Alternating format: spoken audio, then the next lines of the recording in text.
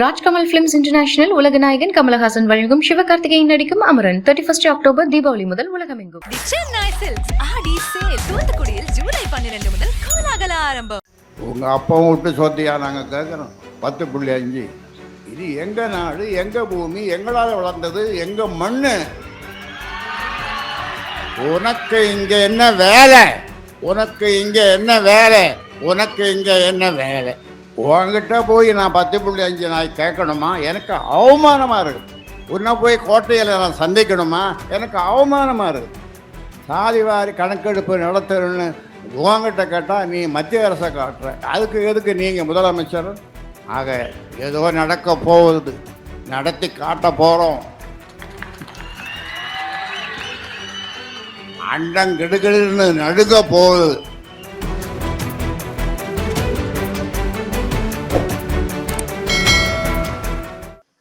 என்னுடைய இணை பெரியாத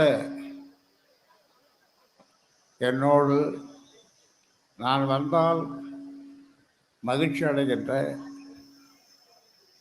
நான் அடிக்கடி இங்கே வரவில்லையே என்று வருத்தப்படுகின்ற,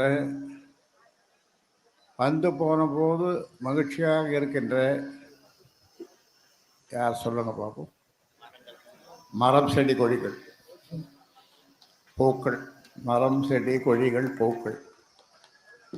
அதனால்தான் மரம் நடும் மரமே மாபெரும் மரம் என்று சொல்லியிருக்கிறோம். அந்த வகையில் இன்றைக்கு 86 மரங்களை நட்டிருக்கிறோம். சென்ற ஆண்டு 7770 மரங்கள், அதுவும் 14 வகையான மரங்கள், பழங்காய்க்கிற மரங்கள்.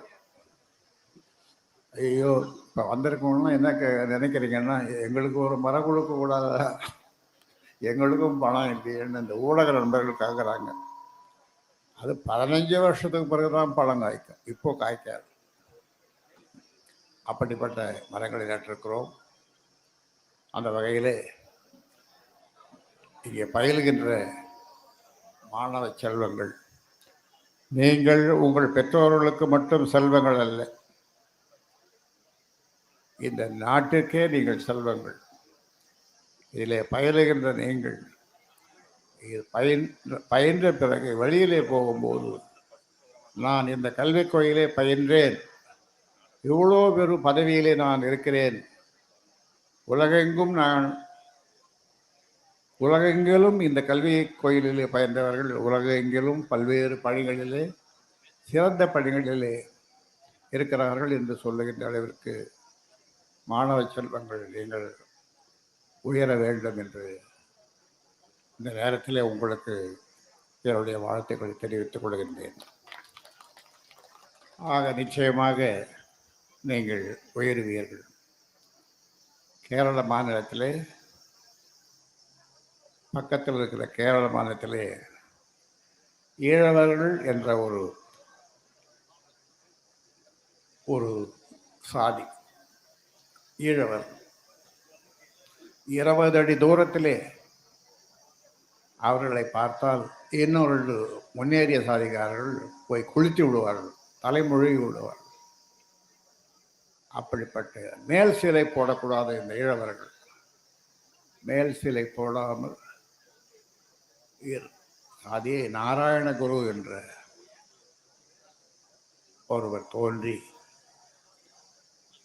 கல்வியை கொடுத்து வன்னியர்களுக்கு இடஒதுக்கீடு சம்பந்தமாக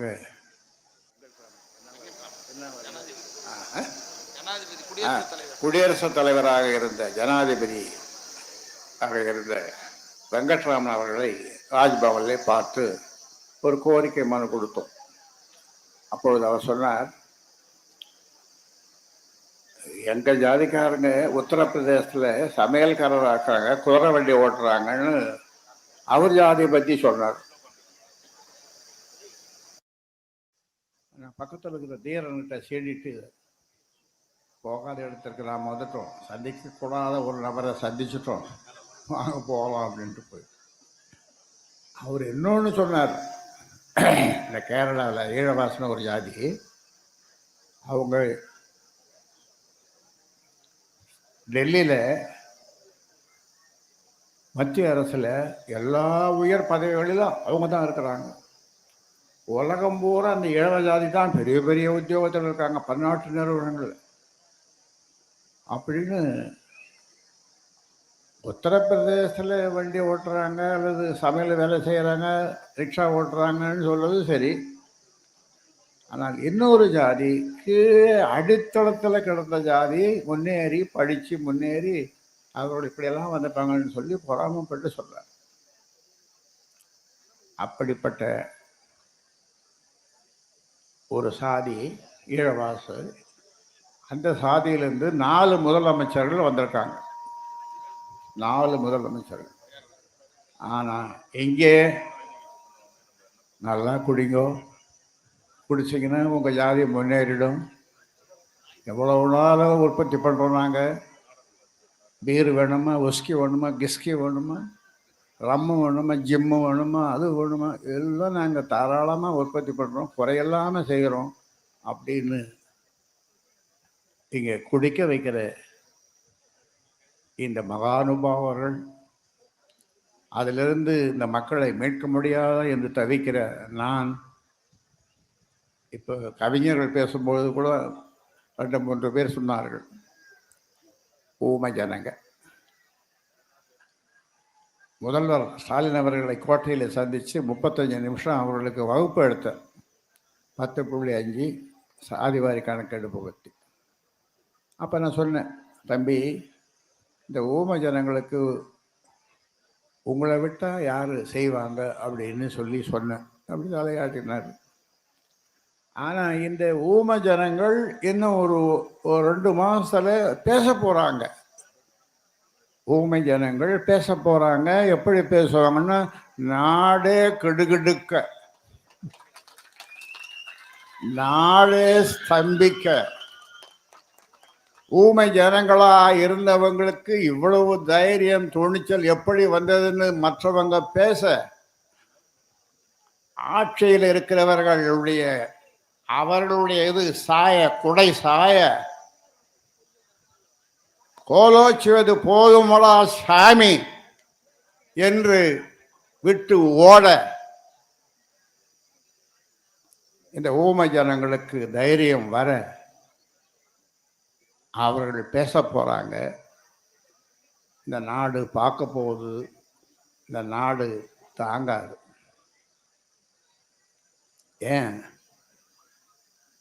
உங்கள் அப்பாவும் விட்டு சொத்தியா நாங்கள் கேட்குறோம்.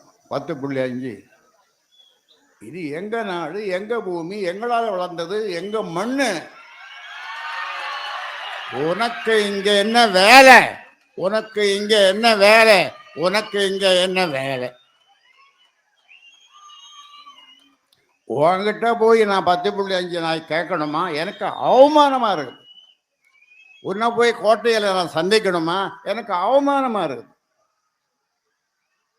சாதிவாரி கணக்கெடுப்பு நடத்தணும்னு உங்ககிட்ட கேட்டால் நீ மத்திய அரசை காட்டுற. அதுக்கு எதுக்கு நீங்கள் முதலமைச்சர்? ஆக ஏதோ நடக்க போகுது, நடத்தி காட்ட போகிறோம். அண்டங்கிடுகிடுன்னு நடுங்க போகுது.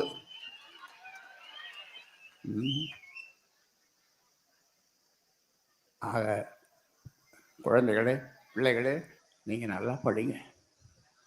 நல்லா படித்து பெரிய அதிகாரத்துக்கு பன்னாட்டு நிறுவனங்களில் நீங்கள் வேலை செய்யணும். மேலும் மேலும் படிக்கணும். ஐஏஎஸ், ஐபிஎஸ் அது மாதிரி பதவிகளெல்லாம் நீங்கள் படிக்கணும், போகணும். உங்களுக்கு என்னுடைய வாழ்த்துக்களை தெரிவித்து, இந்த கலை நிகழ்ச்சி நடத்திய பிள்ளைகள், நம்முடைய பிள்ளைகள் அற்புதமான கலைகளை இவர்கள் கற்றிருக்கிறார்கள். பல முறை நான் பார்த்திருக்கிறேன். அப்படிப்பட்ட அற்புதமான கலை நிரம்பிய இந்த கலை வடிவமாக விளங்குகின்ற இந்த பிள்ளைகள், அவர்களுக்கும் என்னுடைய வாழ்த்துக்களை தெரிவித்துக் கொண்டு விடைபெறுகிறேன். நன்றி, வணக்கம்.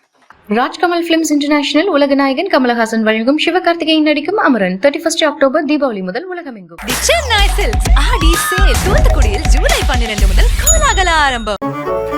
மின்னம்பலம்.com தமிழின் முதல் மொபைல் பத்திரிகை.